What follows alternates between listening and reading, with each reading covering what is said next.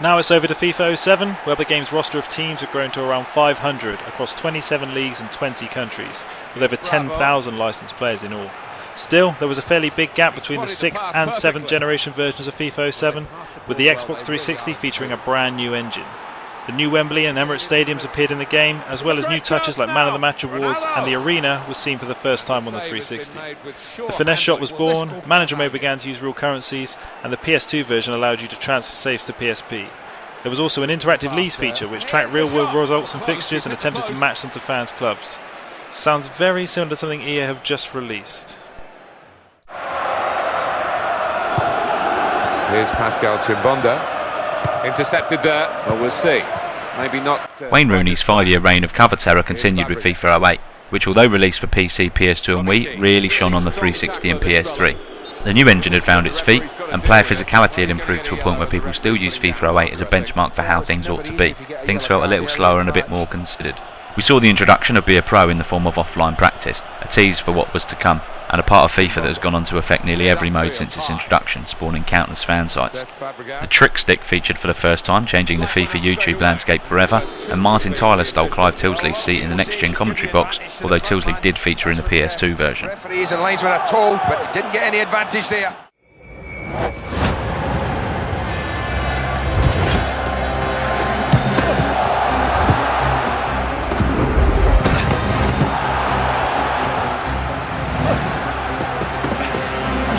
As we inch ever closer to the current FIFA, it's now on to FIFA 09, where EA picked up the Be a Pro ball and ran with it for the development of the game, introducing 10v10 clubs. Many people still consider FIFA 09 to be the best clubs experienced, and I'd be hard pushed to argue with that.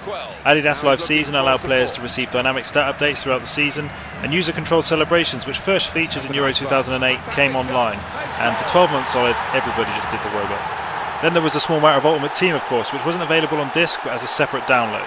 If only we knew at the time just how big this would become. FIFA 09 was also the last FIFA to feature jerky lane-changing movement because a big change to dribbling was just around the corner.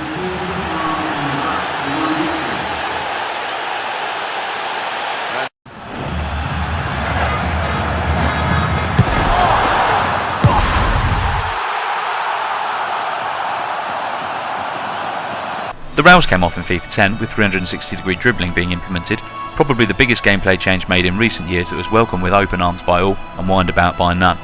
Ultimate Team returned for FIFA 10 as a paid expansion, and EA continued to test the waters of DLC by offering up the burner barrels a day one download for free. Elsewhere, Virtual Pros got game phase support, accomplishments, and can be taken through 4 seasons of Be a Pro or be added to your Manager Mode squad.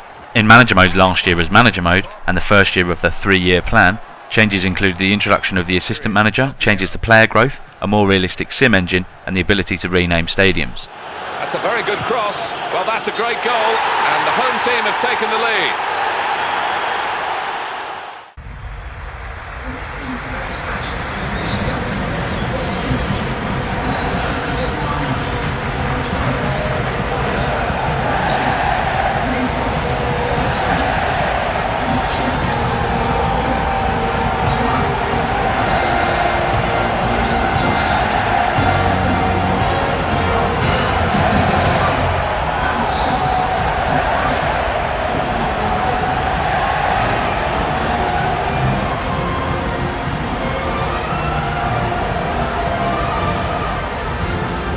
Whilst we aren't covering games outside the main FIFA series in this list, I felt that FIFA World Cup 2010 definitely deserves a special mention.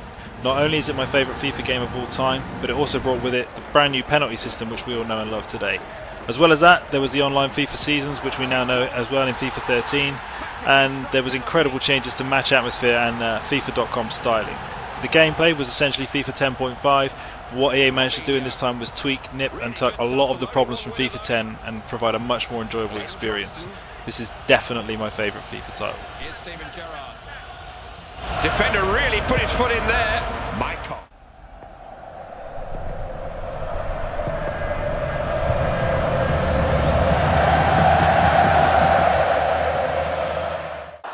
PC users rejoiced as they moved on to the same engine used for the 360 and PS3 versions, meaning they could also enjoy changes like improved keeper AI and virtual pros. Replay Theta appeared, as did set piece creation, and 10v10 expanded into 11v11, as we were now able to play as the goalkeeper. Martin Tyler was joined by Andy Gray for the commentary in what would be Gray's last FIFA, as he soon found out that just because a camera isn't broadcasting, it doesn't mean it's not on. Be a Pro Seasons and Manager mode merged into Career mode for FIFA 11, allowing you to also be a player manager as well as a player or manager. Also a quick mention for Ultimate Team, which really got rolling as EA posted digital revenue income totalling $64 million for Q1 2012. Numbers that are perhaps related to EA's decision to no longer charge people to download the mode, but to bundle it on the disc for free and rely on microtransactions.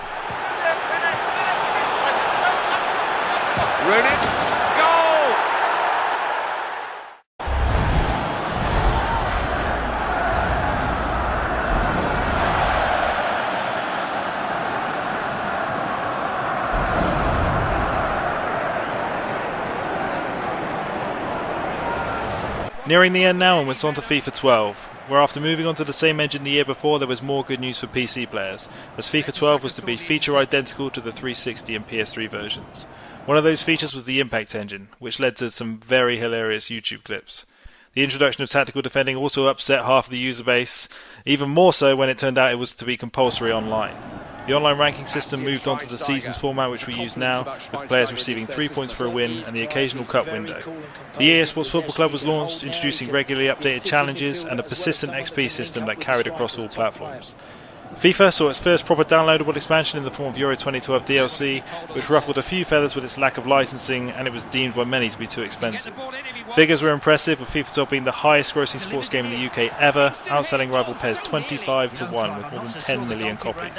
If that wasn't enough, money continued to pour in from Ultimate Team, with the final figures coming in at around 108 million.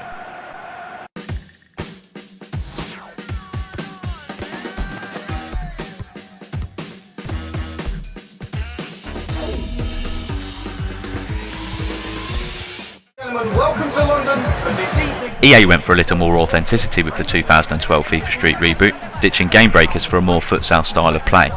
Whilst it felt a little on rails at times, it did introduce a couple of touches, such as the new street ball control, which were tweaked for use in the main series.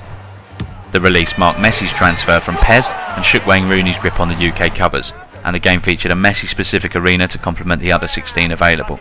There were some questionable decisions made regarding online play, but there's no denying that the FIFA Street reboot captured the style it was after brilliantly, and has people looking forward to finding out what happens with the series next.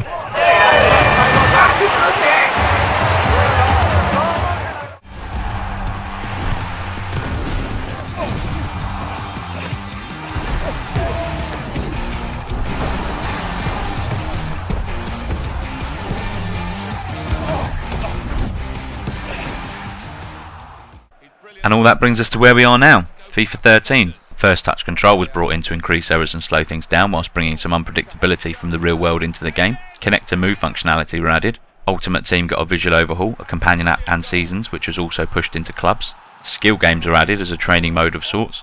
360-degree shielding allowed you to protect the ball better. I'm sure I've heard that recently too. The Impact engine was tidied up. Attacking AI and player runs were improved. Tactical free kicks provided a little more variety from set pieces, and replay theatre is still shit.